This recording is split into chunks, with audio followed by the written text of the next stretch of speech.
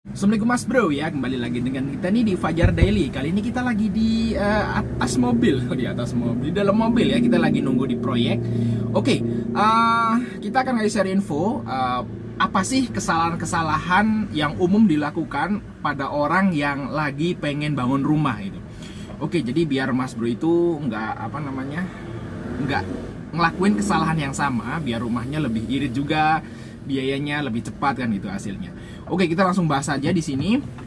Jadi kesalahan yang pertama yang umum yang pertama adalah dia kurang mateng masalah desain, Mas Bro. Kenapa kita harus matengin masalah desain? Karena kalau misalnya Mas Bro itu desainnya nggak mateng, nanti kerjanya bisa molor ya, bisa molor. Terus bahan baku bahan bangunannya juga nanti kacau kan gitu, biayanya bengkak juga. Jadi kalau misalnya Mas Bro itu nggak bisa desain rumah ya, mendingan kalau misalnya mau pengen bangun rumah baru, mendingan bayarin orang deh buat matengin desainnya. Kita bayarin orang desainer buat bikin desain. Terus biasanya kalau desainer yang udah kalau di sini sekitar 1,5 juta sampai 2 juta lah, itu Mas Bro dapat desain lengkap dan perkiraan biayanya. Biasanya itu kalau udah kita aplikasikan, kalau nurutin desainnya itu ya 90% itu tepat gitu Mas Bro perkiraannya. Dan keunggulan yang kedua, kalau desainnya itu detail, nanti tukangnya itu lebih fokus Bro ngerjainnya ya. Jadi lebih cepat juga, lebih rapi, dan lebih terorganisir lah bahasanya. Kalau udah ada blueprintnya, seperti itu, udah ada desainnya, wah tinggal ngikutin desain. Jadi nggak ambigu, nggak bingung gitu tukangnya. Udah ada SOP-nya seperti itu. Oke, kalau misalnya desain kita itu kacau ya, ini banyak banget kejadian bangun rumah asal bangun aja gitu, nggak matengin desainnya. Nanti udah di tengah jalan Bro, di tengah jalan itu banyak yang kejadian gini. Jadi rumahnya udah dibangun, udah sampai tahap apa misalnya, nanti ini kok kurang bagus ya, waduh rubah, ganti lagi. Jadi kita masang material itu pakai biaya ya, terus bongkarnya juga pakai waktu juga biaya tukang kan. Terus kita masang lagi, waktu lagi, biaya lagi, lipat 3 ya, kerugiannya 3 kali seperti itu. Jadi yang paling utama itu harus matengin banget desainnya. Mendingan bayarin orang 1 juta 2 juta buat desain dulu Bro, nggak apa-apa. Nanti malah hasil akhirnya malah bisa lebih irit loh, karena desainnya matang seperti itu. Oke ya, kesalahan yang kedua biasanya kalau orang bangun rumah itu, ini yang minimalis loh ya, rumah minimalis itu kebanyakan ruangan. Biasanya kalau di sini ting celekuti gitu, ruangannya ting celekuti banyak gitu. Kalau menurut kita sih rumah yang minimalis ya, di bawah ukuran 100 meter persegi, itu saran kita Mas Bro itu lebih baik bikin rumahnya yang los-los aja gitu, yang banyakin ruangan terbuka atau los. Jadi karena sempit ya, jadi kelihatan luas gitu. Kalau misalnya luas tanahnya sempit, nanti kelihatannya jadi lebih luas.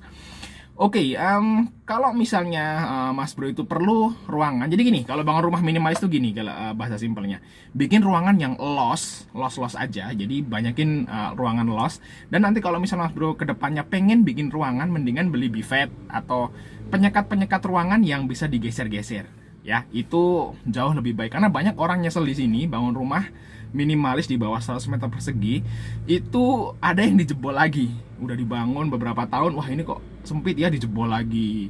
Nanti suatu saat malah tambah biaya lagi. Tapi kalau misalnya dia pakai sak penyekat yang bisa dipindah-pindah kan, mendingan kan gitu Mas Bro. Ini banyak banget. Karena selain nanti jadi sempit, yang kedua itu gelap Mas Bro. Rumah yang terlalu banyak ruangan itu jadi gelap dan lembab ya, seperti itu ya. Jadi kurang nyaman nanti kita di rumah seperti itu. Oke ya, dua kesalahan utama ini sering banget dilakukan Mas Bro. Oke ya, kesalahan yang berikutnya biasanya kalau orang mau bangun rumah Mas Bro ya, itu terlalu irit di biaya. Banyak banget orang yang beli di toko materialnya itu yang bahan-bahan yang murah-murah semua gitu.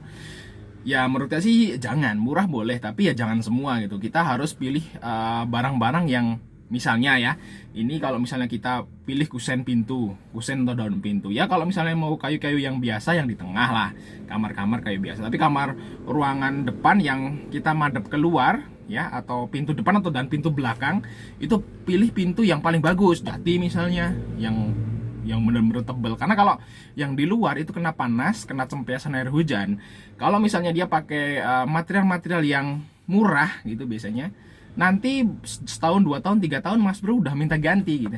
Jadi istilahnya mindo gaweni gitu ya bahasanya. Jadi kalau misalnya yang bagian luar itu sebaiknya pakai material yang bagus. Ya atap juga pakai material yang bagus. Jangan nanti menyesal gitu. Pilih atap yang sesuai dengan budget di kantong gitu Mas Bro. Oke, yang kesalahan berikutnya biasanya kalau orang bangun rumah ya, itu ini kalau misalnya Mas Bro itu borongan ya. Borongan itu cari pemborongnya asal gitu. Ya sebenarnya kalau borongan kan kalau di tempat sini sih kita susah ya nyari pemborong karena gimana ya, nggak kenal gitu misalnya.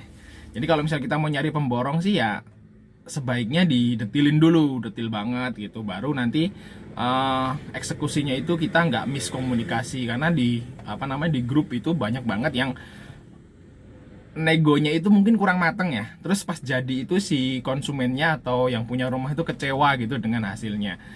Ya kalau misalnya ditelisik ke dalamnya itu mungkin di SOP-nya seperti itu, tapi apa yang dipikirkan oleh developer atau pemborongnya itu berbeda dengan apa yang dipikirkan oleh si yang punya rumah. Jadinya nggak klop gitu kalau udah hasil.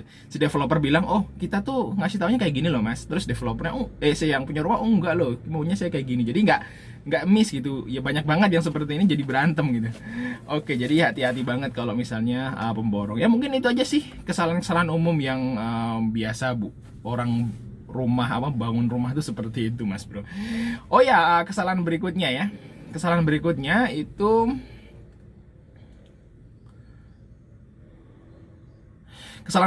itu orang tuh mandek bro.